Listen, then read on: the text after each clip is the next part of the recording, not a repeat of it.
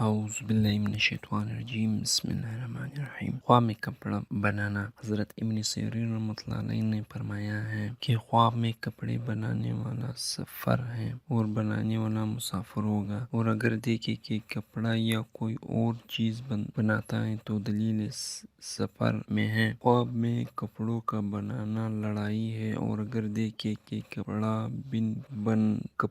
بن کر کاٹ ڈالا ہے تو دلیل ہے کہ وہ کام جھگڑوں سے برطرف ہوگا، اور اس کا کاٹنا بھی سفر کی بحث ہے۔ اور اگر رسی یا رسیوں کو بٹ رہا ہے تو دلیل ہے کہ سفر کرے گا۔ حضرت کرام رحمۃ اللہ علیہ نے فرمایا ہے کہ اگر دیکھے کہ ریشم کے بجائے رسی یا السی کو بٹ دے رہا ہے تو دلیل ہے کہ بد ہے، کیونکہ یہ خیانت کی نشانی ہے۔ اور اگر دیکھے کہ سارا کپڑا بنا اور کاٹ ڈالا تو دلیل ہے کہ سفر کو جائے گا اور پوری کام کرے گا، اور اگر دیکھے کہ سارا کپڑا نہیں بنا تو دلیل ہے اس کا کام ادھورا رہ جائے گا۔ حضرت جعفر مغربی رحمۃ اللہ علیہ نے فرمایا ہے کہ اگر کوئی دیکھے کہ جولے کا کام کرتا ہے تو دلیل ہے کہ اس کا لوگوں سے جھگڑا ہوگا اور اس کا حال نیک ہوگا، لیکن لوگ اس کو ملامت کریں گے۔